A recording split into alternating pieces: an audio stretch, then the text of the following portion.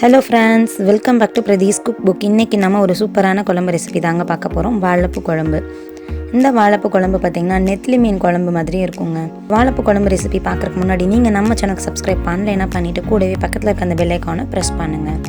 வாங்க நம்ம வீடியோக்குள்ள போகலாம். ஒரு கடாயில 2 டேபிள்ஸ்பூன் அளவு நல்லெண்ணெய் சேர்த்துக்கலாம். நல்லெண்ணெய் பிடிக்காதவங்க நார்மல் ரீஃபைண்ட் ஆயில் போட்டுக்கலாம். 1 டீஸ்பூன் அளவு கடுகு சேர்த்துட்டு கூடவே 1 டீஸ்பூன் அளவு வெந்தயமும் 1 டீஸ்பூன் அளவு சோம்பும் சேர்த்து இதை பொரிய விடுங்க.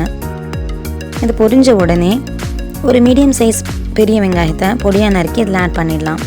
கூடவே கருவேப்பிலையும் சேர்த்து வதக்கி விடுங்க.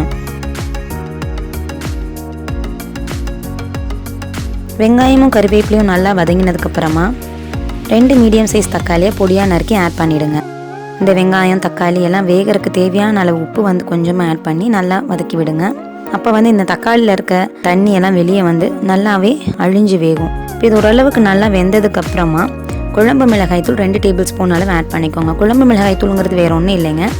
1 டீஸ்பூன் அளவு ரெட் சில்லி பவுடரும் 1 டீஸ்பூன் அளவு கொரியாண்டர் பவுடரும் தான். நாங்கள் ஒன்றா அரைச்சி வச்சுருக்கிறதால அதை நான் அப்படியே ஆட் பண்ணிட்டேன். கூடவே 1/2 டீஸ்பூன் அளவு மஞ்சள் தூளும் சேர்த்து வதக்கி விடுங்க. இப்போ நம்ம மசாலா போட்ட உடனே எப்போவுமே நமக்கு வந்து மசாலா கறி ஆரம்பிக்கும். அந்த மாதிரி கறியாமல் இருக்கணும்னா சும்மா ஒரு கையில் தண்ணி கொஞ்சமாக ஊற்றிட்டு அதை அப்படியே தெளித்து விட்டுட்டு வேக விடுங்க. இப்போ பாருங்கள், நம்ம தண்ணி தெளித்ததுக்கப்புறமா நம்மளோட மசாலா வந்து நல்லாவே வெந்து வெங்காயம் தக்காளி எல்லாமே அழிஞ்சு வந்திருக்கு. இந்த டைமில் நான் வந்து ஒரு லெமன் சைஸ் அளவு புளியை வந்து நல்லா கரைச்சி எடுத்து வச்சுருக்கேன். அதை வந்து இந்த குழம்புல சேர்த்துக்கலாம். அந்த புளி தண்ணி பார்த்திங்கன்னா 1 கப் அளவு இருக்குங்க. அதை சேர்த்துட்டு நமக்கு தேவையான அளவு தண்ணியும் ஆட் பண்ணிவிட்டு கூடவே இந்த குழம்புக்கு தேவையான உப்பையும் சேர்த்து கொதிக்க விடுங்க. ஒரு கொதி வந்த உடனே ஒரு 6லேருந்து 7 பல் பூண்டை க்ரஷ் பண்ணிவிட்டு இந்த மாதிரி குழம்பு கொதிக்கிற டைமில் சேர்த்துடுங்க. அப்போ இந்த பூண்டோட ஃப்ளேவர் வந்து இந்த குழம்புக்கு ரொம்பவே நல்லா இருக்குங்க.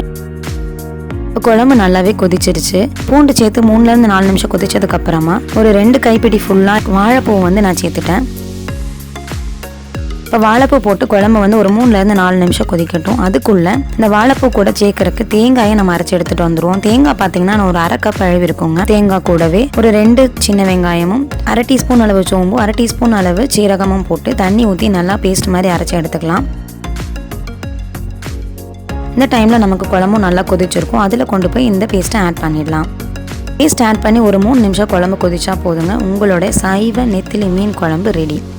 அவ்வளோதாங்க. அடுத்த டைம் வாழைப்பூ வாங்கும்போது மறக்காமல் இந்த குழம்பு ட்ரை பண்ணி பார்த்துட்டு எப்படி இருந்துன்னு சொல்லி என் கூட கமெண்ட் செக்ஷனில் ஷேர் பண்ணிக்கோங்க. இது வரைக்கும் நம்ம சேனலுக்கு சப்ஸ்கிரைப் பண்ணாதவங்களா இருந்தால் மறக்காமல் சப்ஸ்கிரைப் பண்ணி பக்கத்தில் இருக்க இந்த பெல் ஐக்கானையும் ப்ரெஸ் பண்ணிவிடுங்க. இந்த வீடியோ பிடிச்சிருந்தா உங்கள் ஃப்ரெண்ட்ஸ்க்கு ஷேர் பண்ணுங்கள். இந்த வீடியோக்கு மறக்காமல் லைக் போடுங்க. தேங்க்யூ ஃபார் வாட்சிங்.